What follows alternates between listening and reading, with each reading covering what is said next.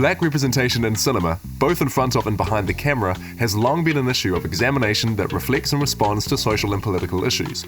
Similar to the black art form of blues music, the spirit of black cinema and its representation demonstrates resilience and authenticity in its depiction. Forced to work outside of the Hollywood system, independent black cinema became a platform for challenging inauthentic depictions of black experience, inciting revolutionary change both within society and in the film industry.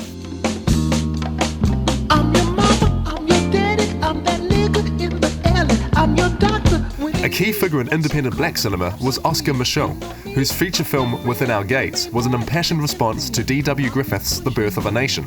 His films commonly countered the white depiction of African Americans, presenting complex characters facing the challenges of contemporary life, addressing themes surrounding racism. With desegregation, Hollywood began depicting more issues of black experience.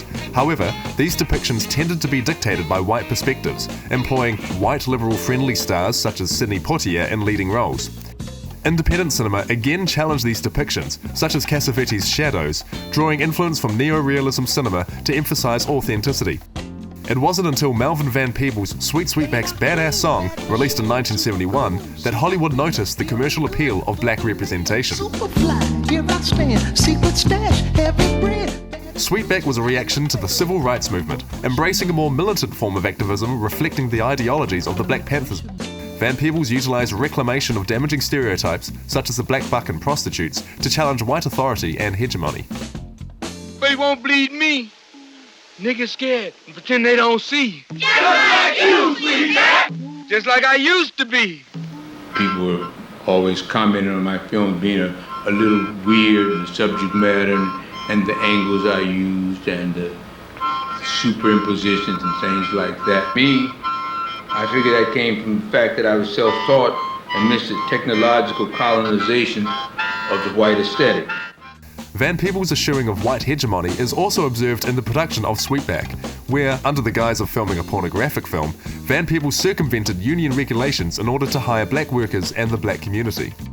1972's Superfly demonstrated similar production values and was the first predominantly black-funded and produced film to receive major studio distribution. Its success spawned the wave of successive blaxploitation films by white studios and filmmakers. Quinn, Gomer, and Chrisman assert that black independent cinema was created as a tonic to black misrepresentation, furthered by the civil rights and black power movements for positive representation. Now they told me to pick up Sweetback. You Sweetback, ain't you? Take him. You know what you're doing, man. He's our future, bruh. Take him. Actor Jim Brown remarks blaxploitation as being a necessary step towards positive black cinema and representation. However, the polemic against blaxploitation films is its depiction of damaging stereotypes, and it is this perspective that influenced the LA Rebellion to depict a new black cinema. Born out of a direct response to blaxploitation cinema, the LA Rebellion drew from neo-realism and third cinema in order to represent their own non-standard depiction of black people and culture. Zenabu Irene Davis draws comparison to jazz musicians who intentionally broke away from form and tradition in order to create new forms, as well as challenging the underestimation of black audiences. Similarly, Warrington Hudlin drew from the framework of blues, utilizing themes of resilience and transcendence and eschewing resolution to reinforce a toughness of spirit. Charles Burnett's Killer of Sheep was seminal in the LA Rebellion movement, and Gomer cites his 2007 short film, Quiet as Kept, as equally important in its themes of ritual, family, and resistance to oppression. Julie Dash, a member of the group Second Wave, crafted a reputation for redirecting Hollywood images of African American women, returning to historical moments to re-evaluate the nuances of their representation. Similarities between Dash and Burnett can be seen in the addressing of themes. You'll never belong to you, she marry you. Why didn't you protect us, Nana? Someone put the fix on me. Was it the ganja? Or bad luck? Or were you also too deep in the grave to give a damn about my wife and some stranger was riding her? In her interview with Martin, Dash discusses the influence of the white perspective on the evolution of black cinema, seen in the blaxploitation era as well as the masculine hood films of the 1990s.